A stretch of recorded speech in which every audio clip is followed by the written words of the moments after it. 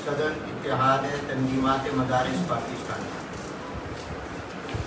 बिस्मिल्लाहिर्रहमानिर्रहीम, अल्हम्दुलिल्लाह रब्बिल आलमीन, वस्सलातु वस्सलामु अला रसूलिहिल करीम व अला आलिहि व अस्हाबिहि व अला कुल्ली मन तबिअहुम बि इहसान इला यौमिद्दीन।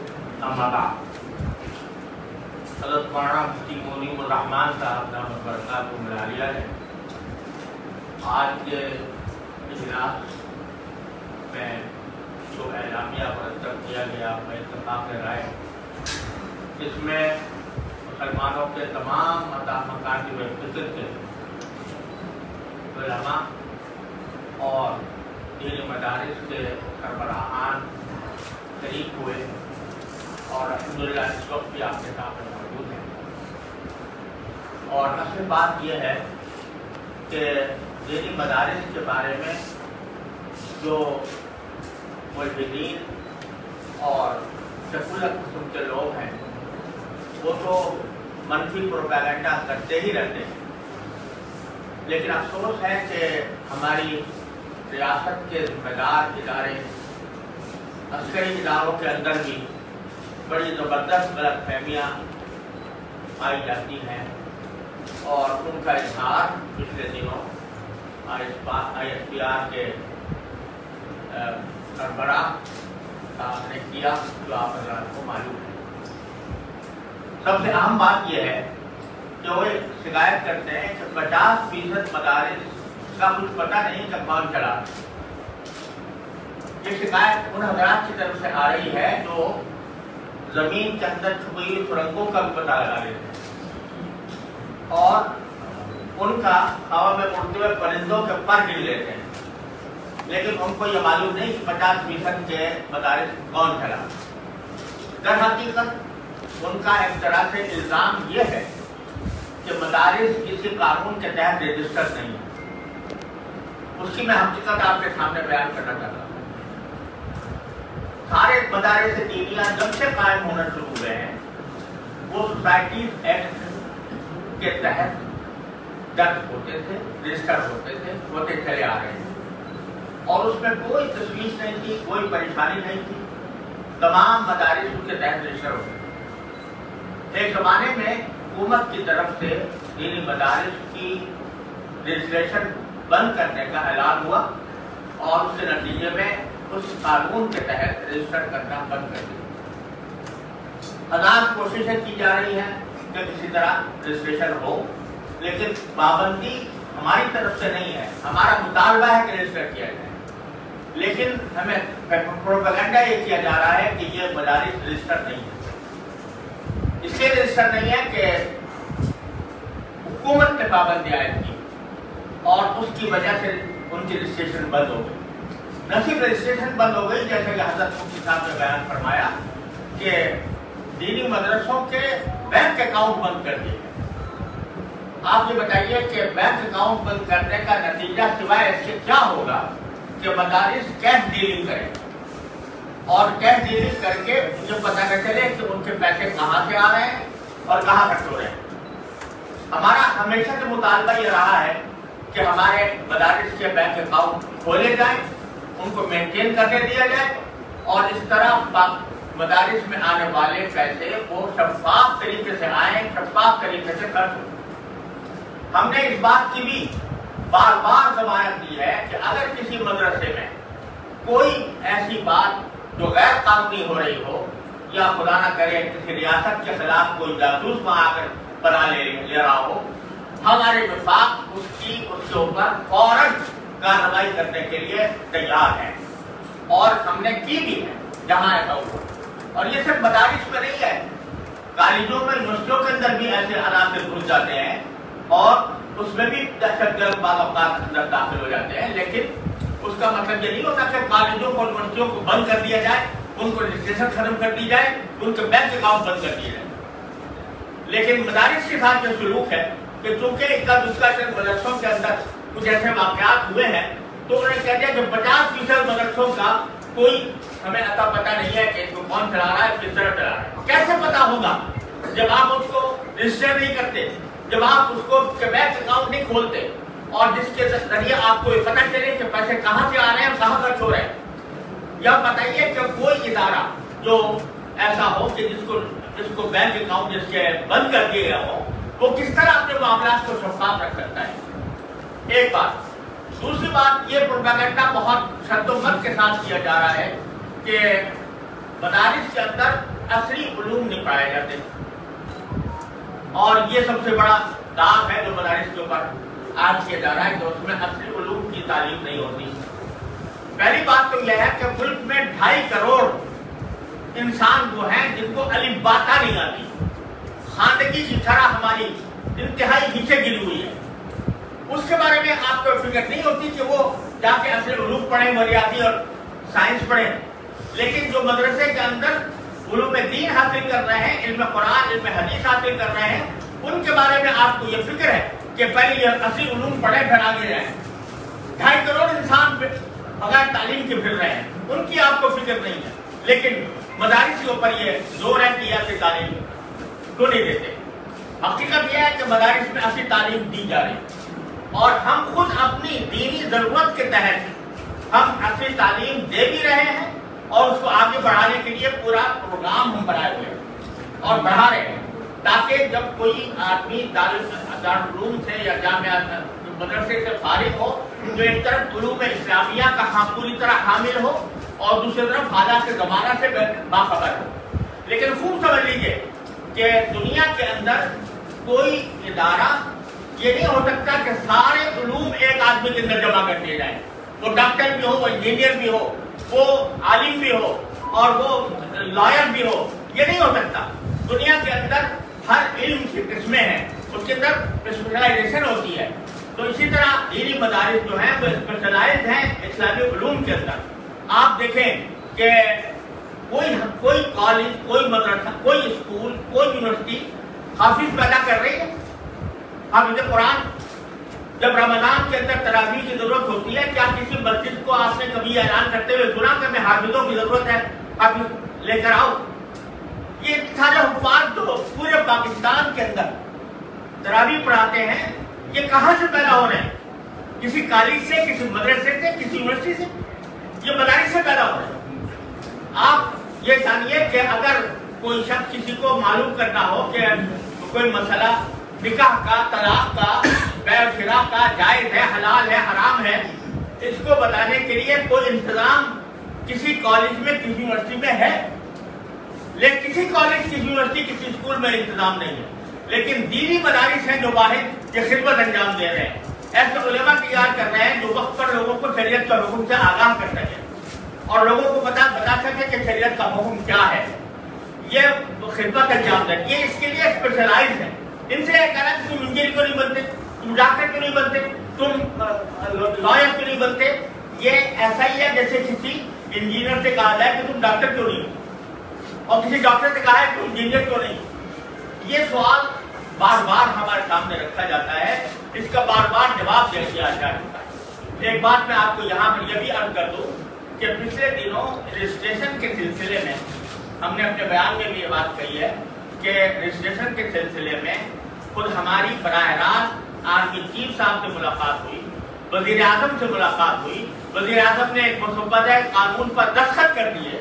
دستخط کرنے کا معنی ہے کہ اس کو منظور کر دیا اور وہ کمیٹی کے اندر چلا گیا، پہلی خواندگی اس کی ہو گئی اور اس کو آرمی چیف نے بھی منظور کر لیا، ہمارے سامنے تباری منظور کر۔ لیکن بعد میں جب اس کے نفاذ کا وقت آیا تو اچانک ٹیلی فون آ جاتا ہے کہ اس کو یہ روک دیا، اور وہ ٹیلی فون اس کی وجہ سے وہ ساری کارروائی ایک دم سے رک جاتی ہے۔ میں اور مولانا حنیف دری صاحب ایک ہفتہ اسلام آباد میں اس کام کے لیے پڑے گئے، اور اس کے نتیجے میں ایک ڈرافٹ پر اتفاق ہوا، لیکن اچانک ٹیلی فون آ جاتا ہے کہ اس کو روک دیا جائے۔ ساری کابینہ منظور کر چکی، اسمبلی میں منظور ہونے جا رہا ہے، وزیر اعظم منظور کر چکے، اور ایک دم سے ٹیلی فون آ جاتا ہے کہ اس کو روک دیا جائے، اور پھر اس کے نتیجے میں اسمبلی ختم ہو جاتی ہے اور وہ قانون دو کا دو رہ جاتا ہے۔ یہ سلوک ہمارے ساتھ ہو رہا ہے۔ کب تک ہم یہ سلوک برداشت کرتے رہیں؟ کب تک ہم مدارس کو ذلیل کرتے رہیں؟ کب تک ہم اس کی ذلت برداشت کرتے رہیں اور اس بات کے ڈرے سہتے رہیں کہ नहीं चलता कि कौन चला रहा है इनको, और ये तारीख से कहते हैं कि रजिस्टर नहीं होते। इसलिए आज हमारी इस इजलास के अंदर यह तय किया गया है कि हम अपने वजूद के तहफ़्फ़ुज़ को और दीनी मदारिस को बरकरार रखने पर और उनकी आज़ादी और खुदमुख्तारी बरकरार रखने पर हम सब एक पेज पर हैं। हम सब अल्हम्दुलिल्लाह मुत्तफ़िक़ हैं और इस बात का अज़्म किए हुए हैं कि हमें मदारिस की आज़ादी और खुदमुख्तारी का हर कीमत पर तहफ़्फ़ुज़ करना, और कोई ताकत दुनिया की हमें उसे नहीं रोक सकती। हकीकत यह है कि बैरूनी एजेंडे पर हमारे यहाँ बहुत से काम होते हैं, और अब मगरिबी दुनिया पर यह बात वाज़ेह हो गई है कि हमारे रास्ते में अगर कोई रुकावट है तो ये मदरसे हैं, और ये LGBT का प्रोपेगेंडा करते हैं तो ये उनका रास्ते में रुकावट बनते हैं। ये अगर सरमायादाराना निज़ाम की हिमायत करते हैं तो ये लोग इसकी मुखालफत करते हैं, सूद की ये मुखालफत करते हैं, ये LGBT की मुखालफत करते हैं, ट्रांसजेंडर एक्ट की ये मुखालफत करते हैं। लिहाजा हम दर हकीकत बैरूनी ताकतों का निशाना है, और हमारी हुकूमत और हमारे इदारे अफसोस है कि इस हकीकत का इदराक नहीं कर पा रहे, और उसकी वजह से हमारे साथ इस किस्म का सलूक हो रहा है।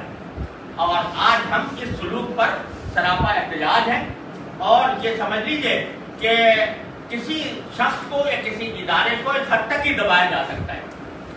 देखा कैसी आती है कि जिसके बाद वो दबना कबूल नहीं करता, और मुझे ऐसा लगता है कि मुझे डर लगता है कि कहीं वो हुकूमत के और फौज की तरफ से इन इक़दाम के नतीजे में वो हद ना आ जाए। बस ये गुजारिश आप हज़रात को करनी थी कि ये पैगाम हमारा सारी दुनिया में पहुँचा।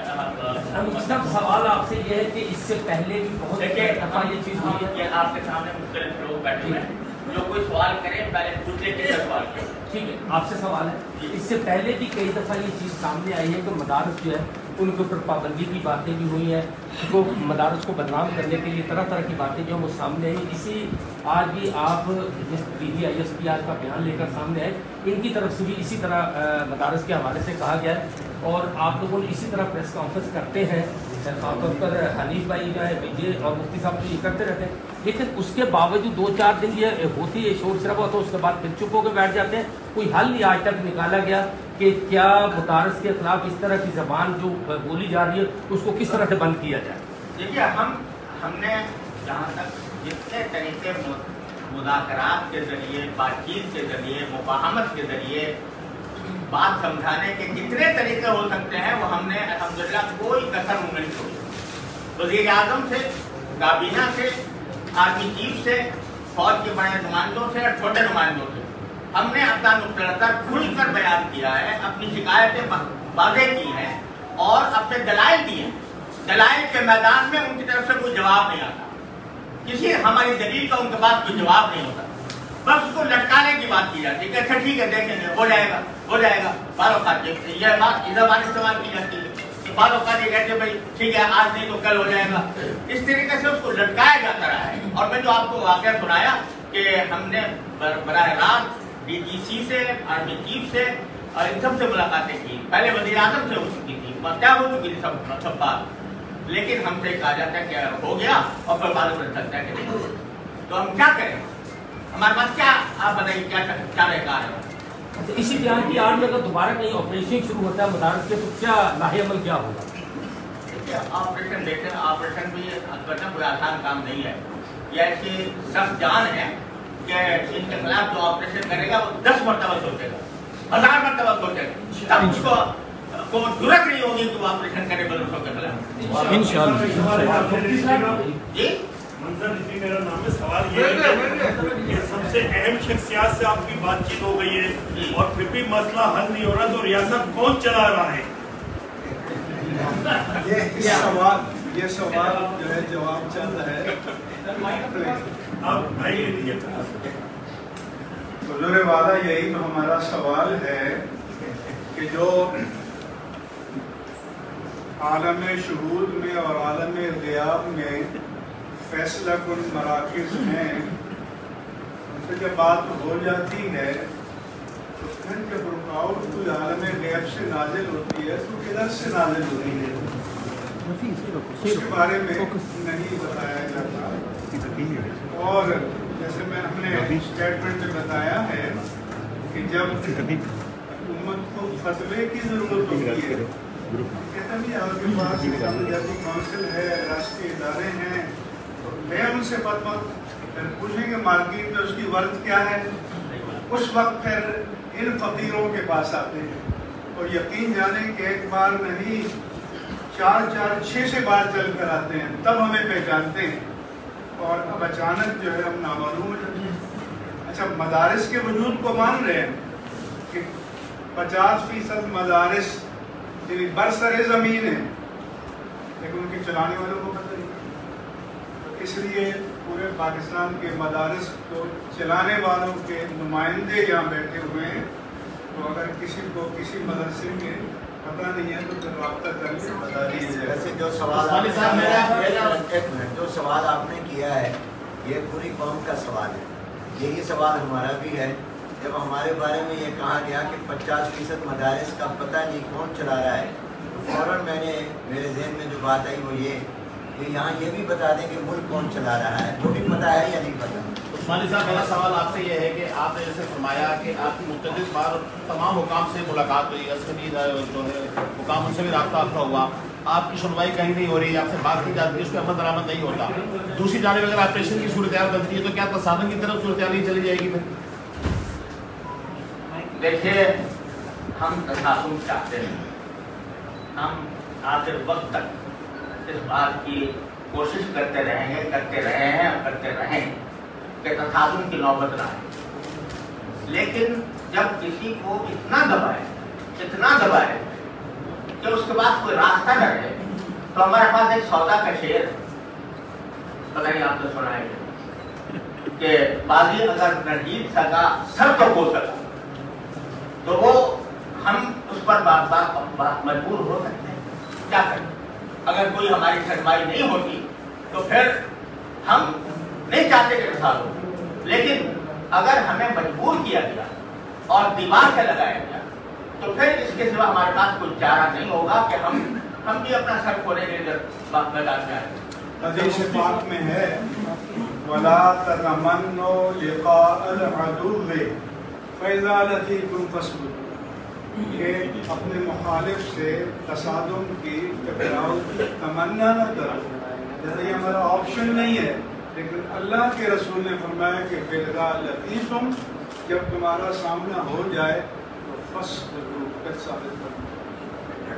अच्छा मुफ्ती साहब, मेरा सवाल ये है, आपने बैरूनी ताकतों की बात की है कि बैरूनी ताकतें नहीं चाहती ये सब कुछ हो, तो क्या जिन्होंने प्रेस कॉन्फ्रेंस की है DDISPR ने, तो क्या वो किसी के एजेंडे पे उन्होंने ये सब कुछ किया है? आप क्या समझते हैं? देखिए, हम क़यासात और गुमानों पर बात करें, लेकिन जो तर्ज़ अमल नज़र आ रहा है हमें, और जो हमारे पास इन मुलाकातों के दौरान जो सूरत हाल हमने देखी है, वो हम आपको पूरी आपके सामने बयान भी नहीं कर सकते। उस पूरी सूरत हाल के नतीजे में हम इस नतीजे पर पहुंचे हैं कि दर हकीकत ये किसी बैरूनी दबाव का नतीजा है, जिसकी वजह से हमारी माकूल बातें, बार बार की हुई बातें, बार बार के मुज़ाकरात वो कामयाब नहीं हो रहे, और किसी मदद पर जाकर अचानक कोई रुकावट। ये हालात इस बात पर दराज कर रहे हैं कि कोई बैरूनी दबाव है जिसकी वजह से हमारे साथ ये शुरू हो रहा है। अच्छा मुफ्ती साहब, ये आखिरी सवाल का जवाब दे दें। आपने जो है वो इतनी ये अहम बातें की, और ये बड़ी एक तशवीशनाक बात है कि दीनी मदारिस में इस तरीके की बात हो रही है।